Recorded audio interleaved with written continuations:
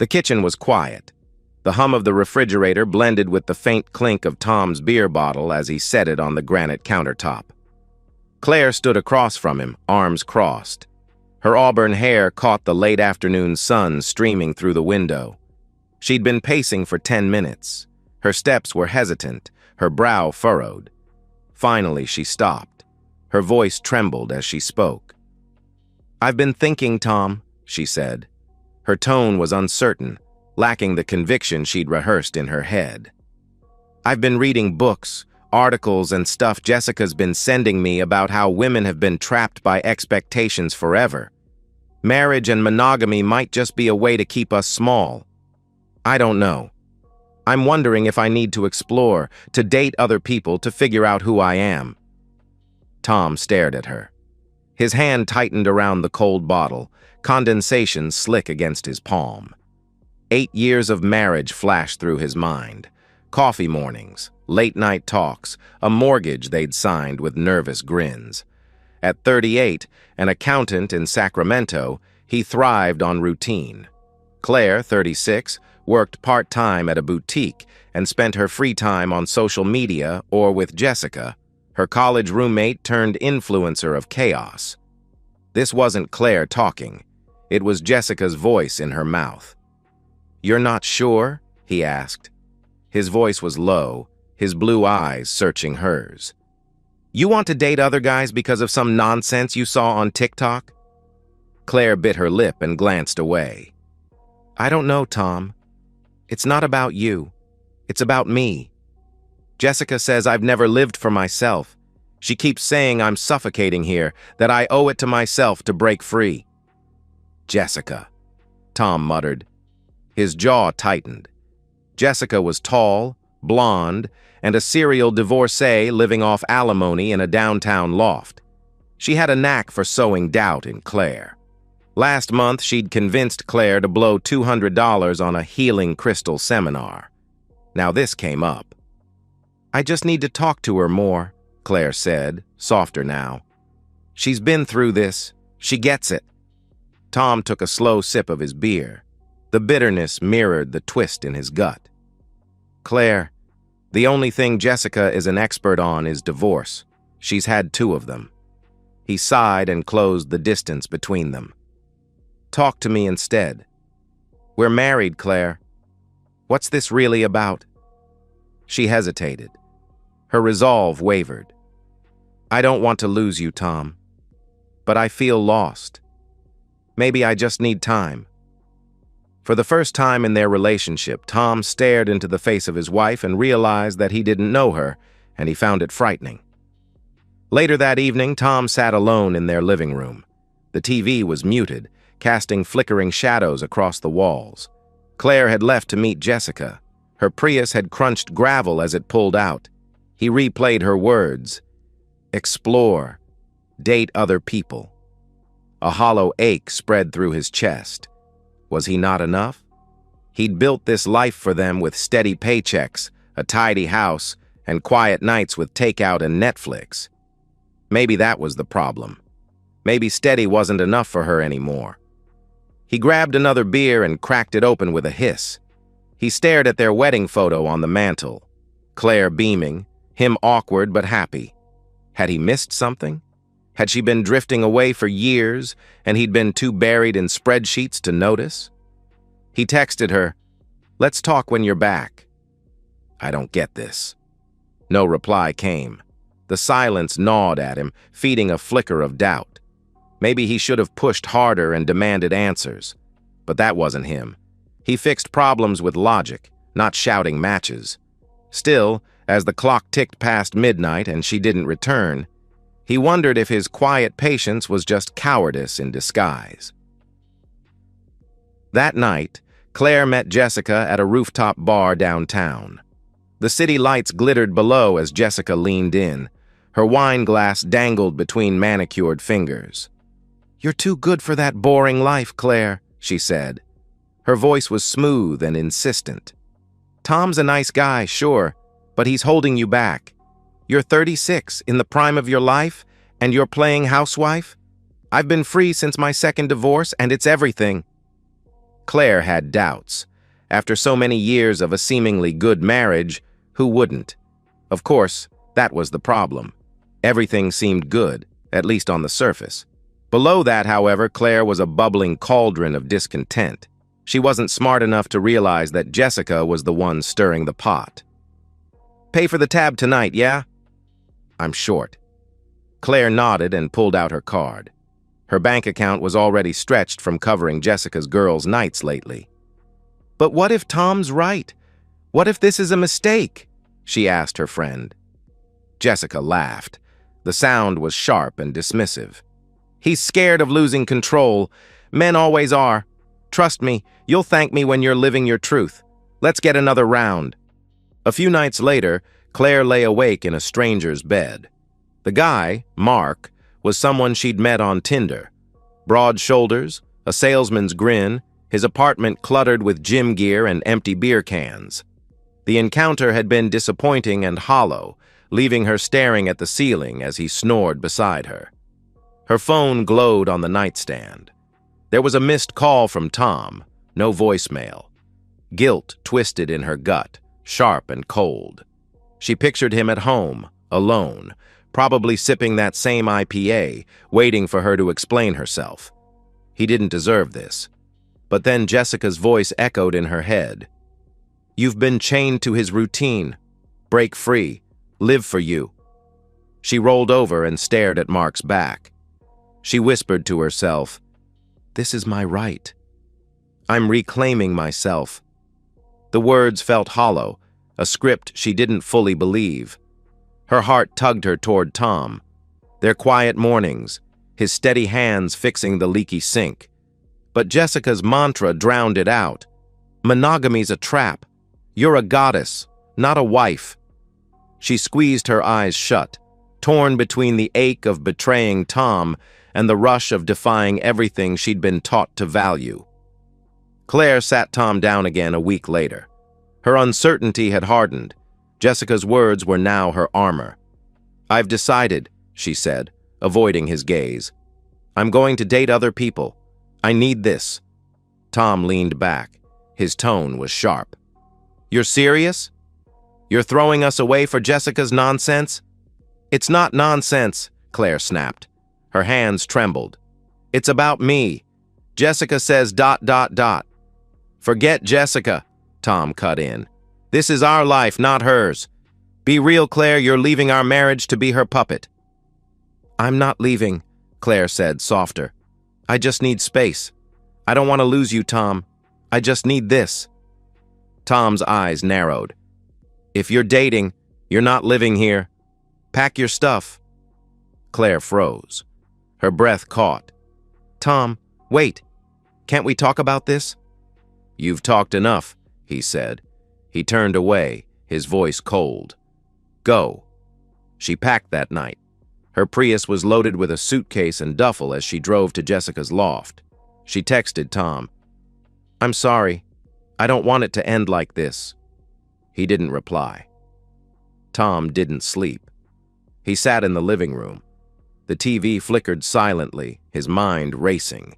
He wasn't about to demean himself by pleading with Claire to reconsider her choices, but he was conflicted in what to do. Claire's texts gnawed at him. She didn't want to lose him, he thought. Maybe she'd come around. The next morning, he stood in the kitchen and stared at her empty coffee mug on the counter. He could still smell her lavender shampoo lingering in the bathroom. Was he wrong to kick her out? Maybe he should have fought harder and begged her to stay. But the image of her exploring other relationships burned in his skull. His stomach churned.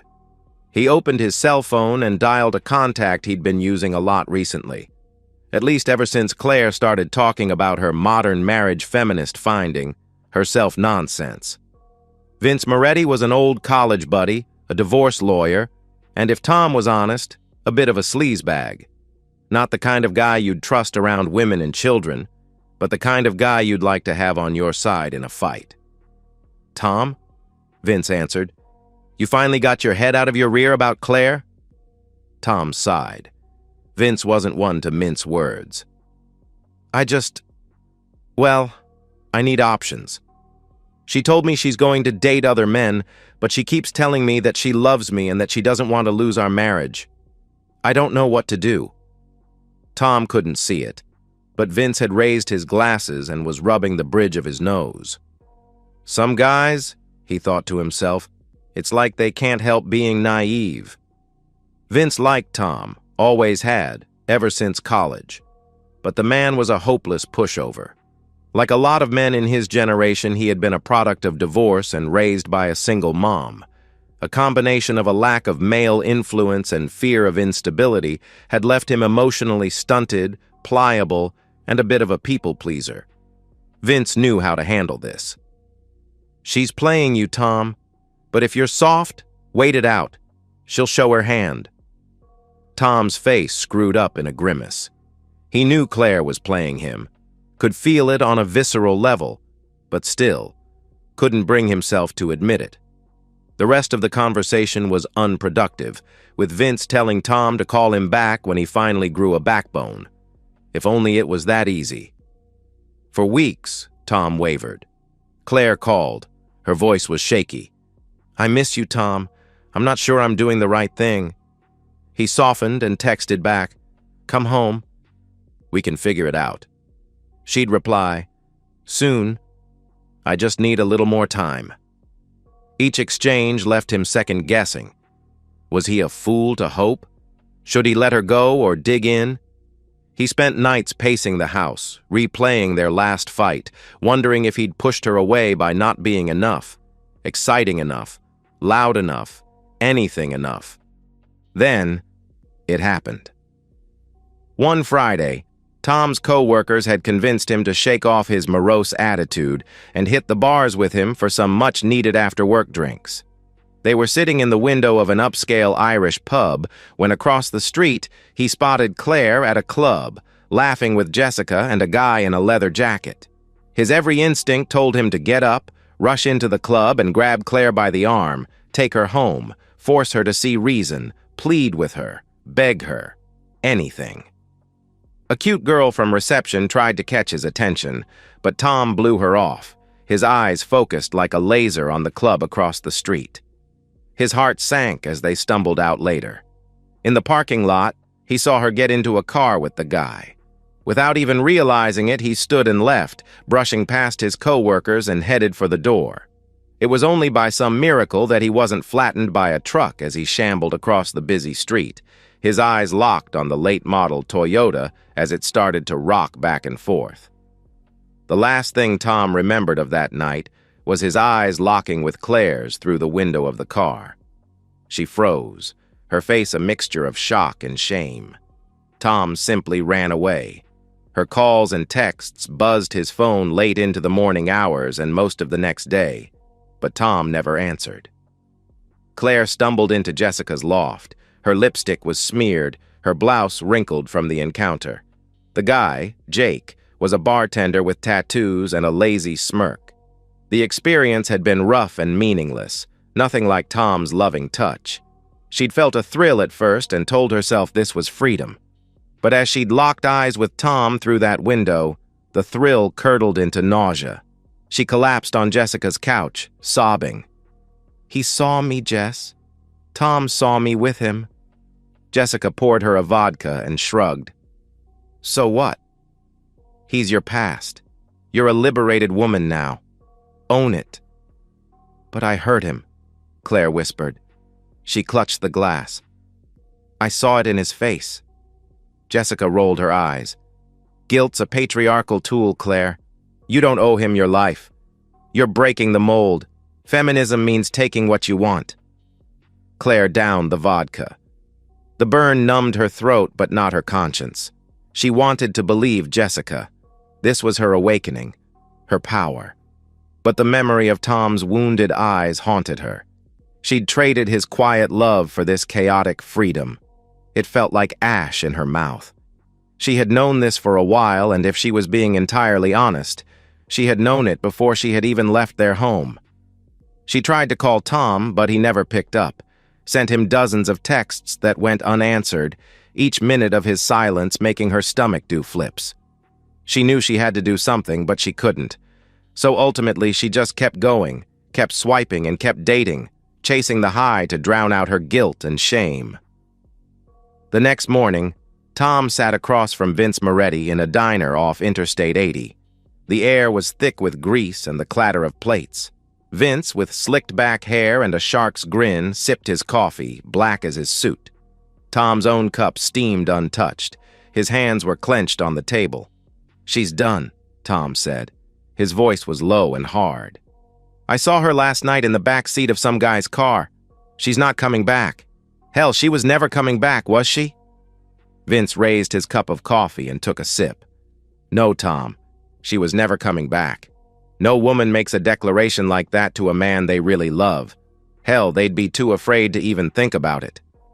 Tom nodded. It was something he had ignored, a part of his personality that was hard for him to accept. He had been shaped at an early age by the trauma of divorce, and then further warped by the individual failures of his parents. The absence of his father from his life, precipitated more than a little by his mother's demands for custody and child support, left him bereft of any semblance of a male role model.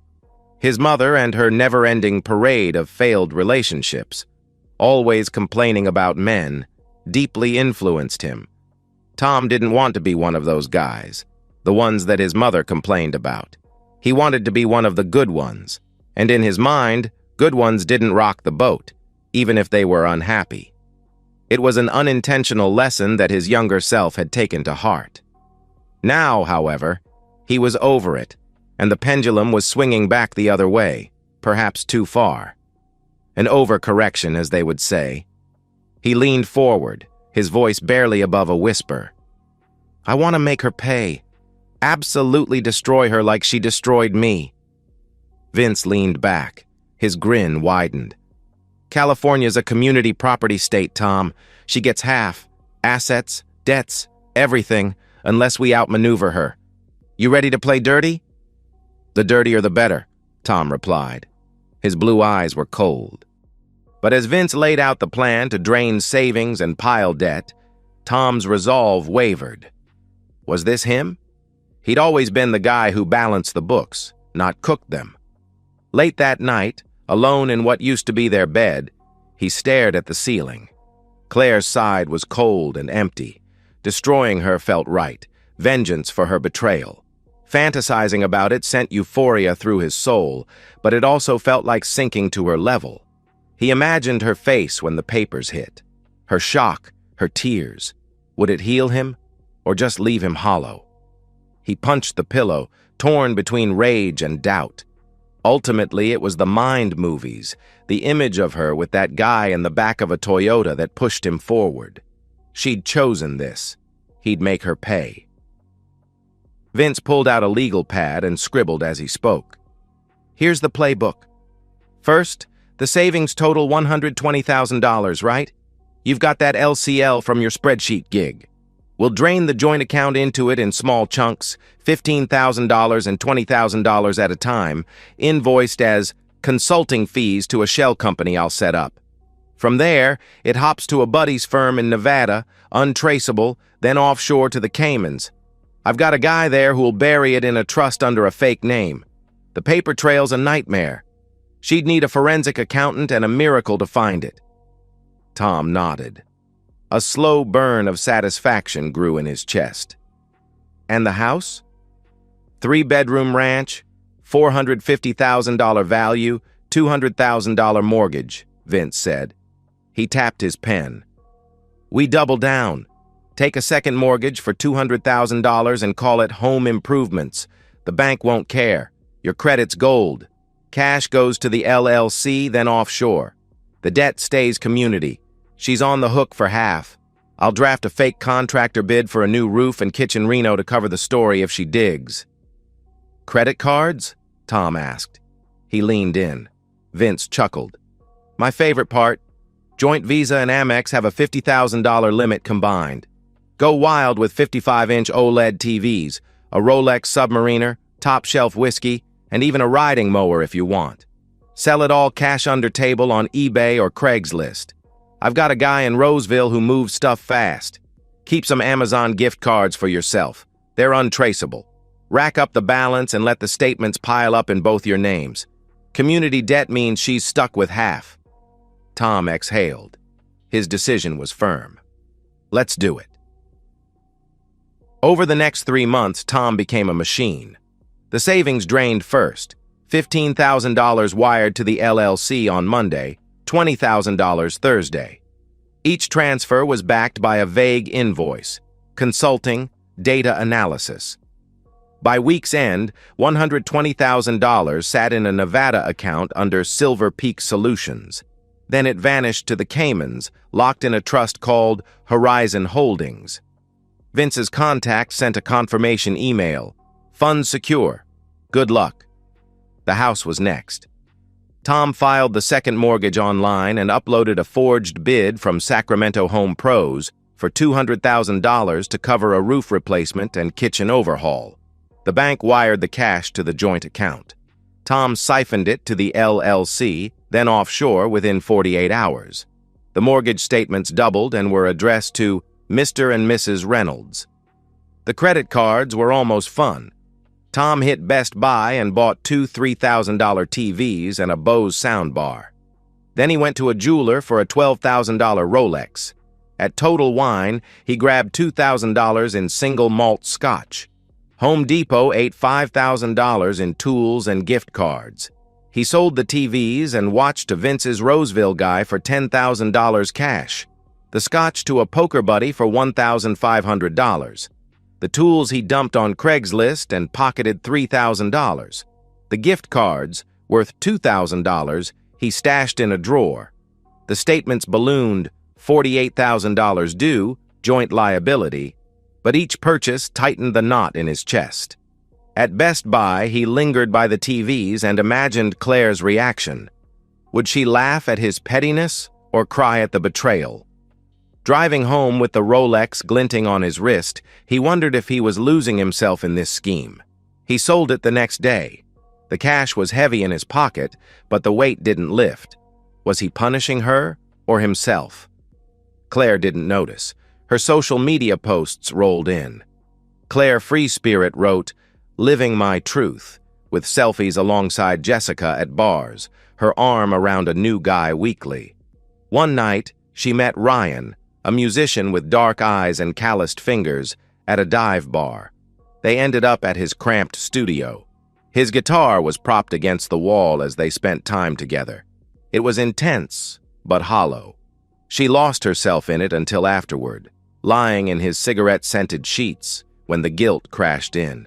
She thought of Tom's gentle hands and his soft good nights. Tears pricked her eyes. "This isn't me," her heart screamed. But Jessica's voice countered, "You're unshackling yourself. Men don't own you." She clung to the lie and texted Jessica, "Another night of freedom." Jessica replied, "That's my girl. Keep breaking the chains." Claire stared at the ceiling. Ryan's arm was heavy across her waist. She whispered, "I'm strong. I'm enough." But the words rang false. She hated herself for needing them. 3 months later, the divorce papers hit Claire at Jessica's loft. She tore them open, her face drained as she read. "He's divorcing me?" she gasped. She collapsed onto the couch, hyperventilating. "No, no, no! This isn't happening!" She grabbed her phone with trembling hands and dialed Tom. When he picked up, her voice broke through sobs. "Why? We could have fixed it." Tom's tone was flat and cold on the other end. "Claire, don't insult me. There's nothing left to fix." She clutched the phone tighter. Her breathing was ragged. "No, Tom, you don't get it.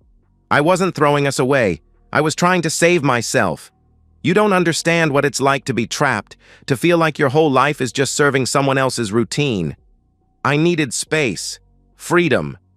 Jessica opened my eyes to how women have been oppressed forever. Marriage, monogamy, it's all a cage. I wasn't abandoning you. I was breaking free from that.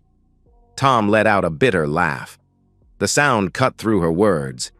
"Freedom?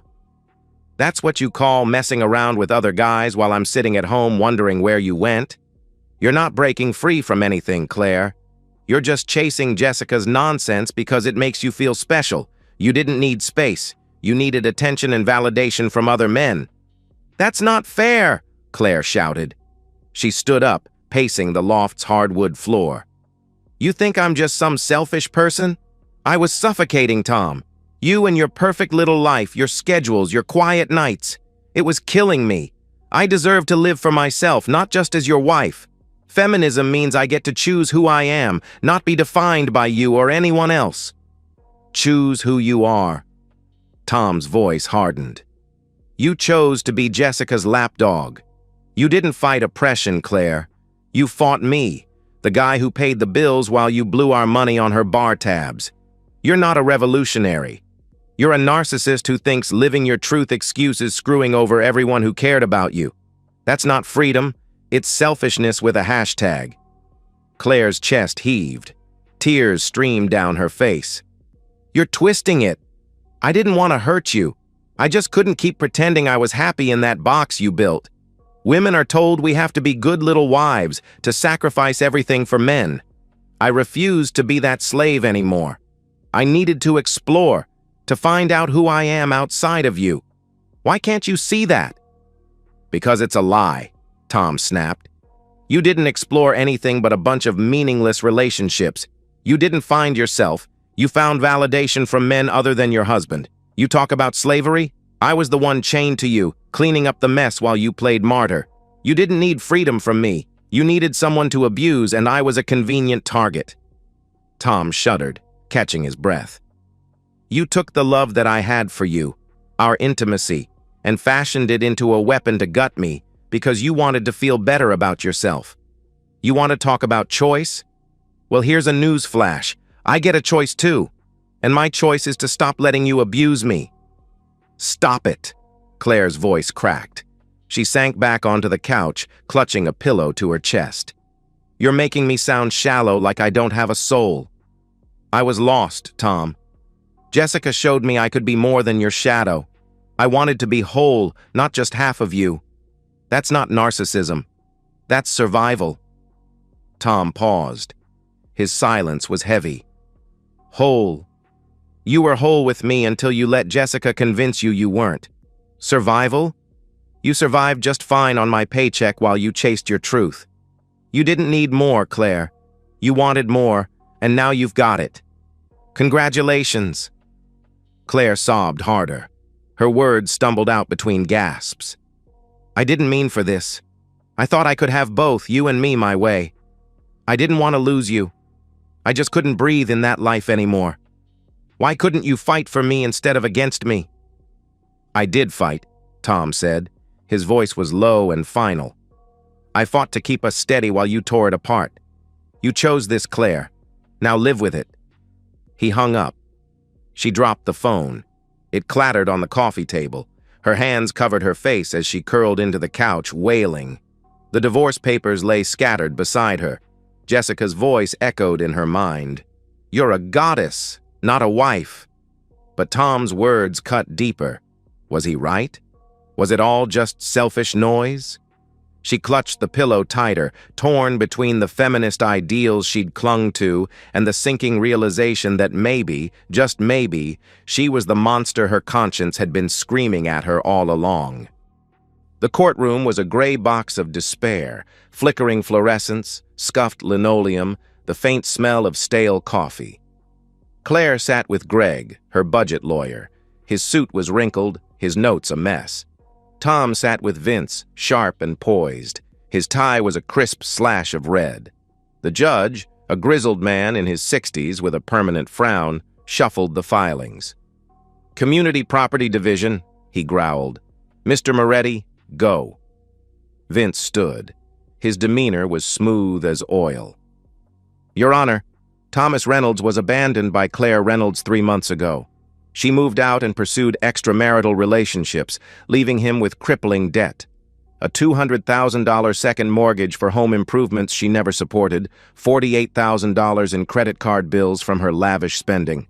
Joint savings of $120,000 were lost to failed investments. We seek an equitable split of assets, the house and debts. Greg leapt up. His tie flapped. Objection! Fraud! He's hiding assets. That savings didn't vanish." Vince slid a thick folder forward. "Documentation, Your Honor.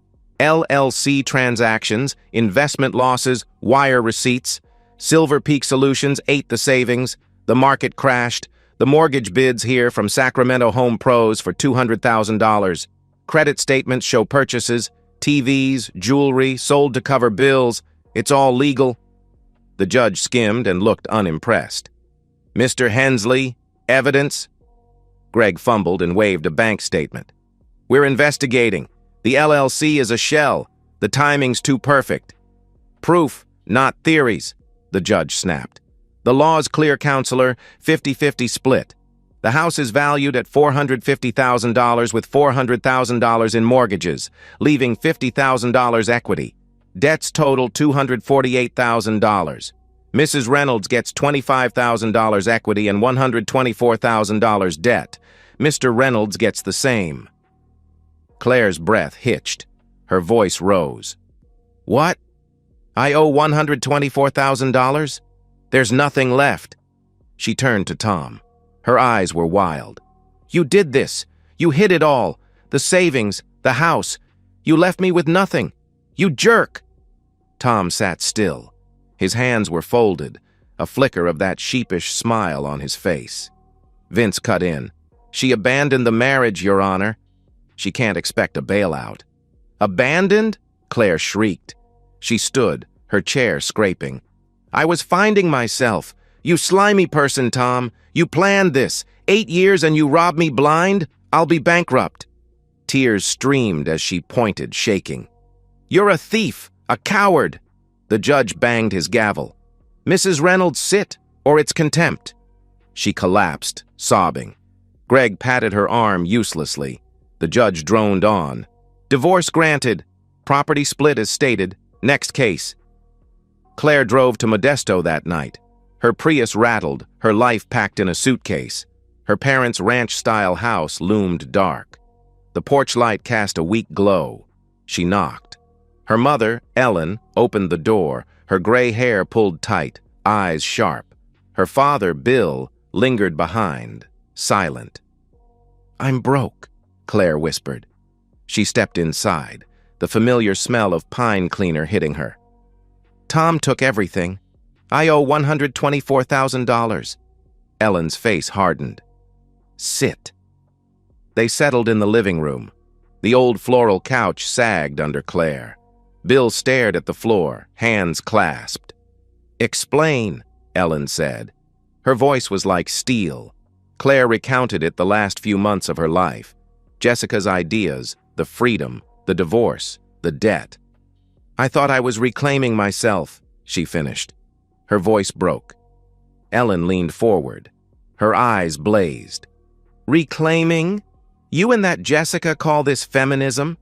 It's self-entitled garbage, narcissism dressed up as liberation. You had a husband, a home, a life, and you let that leech talk you into torching it. She used you. She always used you. Helped herself to your money, exploited your gullibility. Your father and I warned you so many times about that girl, but you just lapped it up. Now you're here, tail between your legs, expecting what? Pity? A handout?" "I didn't expect," Claire started, but Ellen cut her off. "No, you didn't think. Your father and I raised you better. Tom wasn't perfect, but he was steady, loyal. He loved you so much. And you traded it for what? And Jessica? She's a parasite, always has been. What's your plan now? Live off us?" Claire's father, Bill, finally spoke. His voice was quiet. "We'll help with a room, Claire. But this mess, it's yours." Claire nodded. Tears spilled. The weight of her mother's words crushed her. She retreated to her old bedroom. The walls were covered with faded posters, and she laid down on her old, creaky childhood bed. She stared at the ceiling, replaying every choice. The men, the bars, the hollow rush. It wasn't freedom. It was a lie she'd sold herself, and now she was paying for it. Tom, meanwhile, moved on. He met Lydia at a work event. She was a gentle, quiet woman with striking red hair and a warm laugh. A teacher who loved his quiet humor and, instead of doom-scrolling TikTok, spent her free time reading, writing, knitting, and scrapbooking. If she had one social media vice, it would be that she followed lifestyle influencers who had lots of kids. She liked kids. One night, over dinner at their new place, he told her about Claire. "I'm not proud of it, but I tore her apart in the divorce," he admitted. He poked at his steak. "I did some really awful things. Hid money, piled on debt, practically left her destitute." Lydia studied Tom's face. He looked genuinely upset. The story he was telling seemed so far removed from the charming and gentle man she'd come to love over the last year. Lydia squeezed his hand. "She hurt you, Tom. You protected yourself." Tom gave her a feeble smile. "Thanks. But it was wrong. She betrayed me so badly, but my reaction wasn't to that betrayal. It was a culmination of things in my life. It was me lashing out at a lifetime of feeling hemmed in by things out of my control." Lydia nodded. She understood most of Tom's background, his childhood, the changes he'd made. Something occurred to her. "I find it kind of ironic that Claire's finding herself caused you to, well, actually find yourself." He nodded. "In a way, I can't even be too mad at her. A lot of it I brought on myself by being so avoidant. I guess it's true what they say." Lydia raised an eyebrow while her fork chased a potato on her plate. Tom made a theatrical cough. "That which doesn't kill you makes you stronger." 2 years later, at a mutual friend's wedding in Napa, Claire stood by the bar. She held a gin and tonic, her dress a simple black shift. Her heart caught in her throat when she saw Tom enter with a striking redhead. The woman was tall and elegant, her hair cascading in soft waves, her smile warm as she clung to his arm. Claire's chest tightened. She watched them from across the room, her fingers gripping the glass. They split apart after a moment. Tom headed toward some old friends near the dance floor, while the redhead moved toward the bar. Claire shifted her stance, pretending to study the drink menu, but the woman stopped beside her anyway. She ordered a glass of wine and turned with a bright grin. "Weddings are the best, aren't they?" the redhead said. Her voice was light and friendly. "All this love in the air makes me think about my man. I never thought I would see someone and just instantly know he's the one. He's just so kind and sweet and thoughtful. He's going to be the best dad someday." Claire forced a smile. Her mind raced. This woman was obviously in love with her ex-husband. It hurt. She glanced toward Tom, now laughing with his buddies, and her stomach twisted in knots. The redhead giggled as she sipped her wine. "Helps that he's damn good-looking, too." Claire offered a faint chuckle. "Yeah, he sounds really great. A real keeper." The redhead laughed, oblivious. "Right? Last week he built a bookshelf from scratch just because I mentioned needing one, and he's so sweet, always checking in, making sure I'm happy. I could gush about him all night. Do you know someone like that?" "Yeah," Claire murmured. Her throat tightened. "I used to. He's one of a kind." The redhead tilted her head, her smile faltering slightly as recognition crossed her face. "Wait, used to? Oh, you must mean Tom. You're Claire, aren't you?" Her eyes widened with surprise. "I'm Lydia. I didn't realize. He's told me about you." Claire's breath hitched. She nodded, caught off guard. "Yeah, that's me." Lydia's expression softened, a mix of surprise and sympathy. "Well, you're right. He is great. I'm lucky to have him." She hesitated, then added, "Sorry, I didn't mean to ramble. I'll let you enjoy your drink." She excused herself and rejoined Tom across the room. Claire grabbed another gin and tonic. Her hands shook slightly as she took a sip and lost herself in thought. It was some time later when she wandered toward the patio and bumped into Tom near the exit. "Hey," Tom said. His tone was neutral, his blue eyes steady. "Hey," Claire echoed, softer and wistful. "You look good, Tom. Happy?" Tom was a little taken aback by Claire's less than combative tone. It wasn't how he remembered her. "I might be underselling it, but yeah, I think I am. You?" "Barely," she admitted. She stared at her glass. "I've had time to think, too much maybe. I messed up. Jessica, social media, all that noise preyed on me and fed this entitled streak I didn't see. I thought I deserved more, but I had it already. I burned it down." Tom nodded, quiet, letting her speak. "But you?" She hesitated and met his gaze. "You didn't fight me, Tom. You never pushed back. Not on Jessica. Not on anything. You just nodded and let me drift. It's not your fault I chose it, but you made it easy. You weren't a wall I had to climb. You were a door I walked through. Maybe if you'd been louder, I'd have stopped." He exhaled. A flicker of regret showed in his eyes. "Maybe. I didn't know how to fight that. I fixed things, not people. You chose, Claire. I reacted." "Yeah," she said. Her voice broke. "And you burned me good. Maybe I deserved it. Maybe we both messed up just differently." Tom looked off into the distance and spoke, softly at first, but building in both volume and firmness as he continued. "That was a pretty low thing of me to do, but I was lashing out at what I realize now was a lifetime of emasculation and emotional abuse.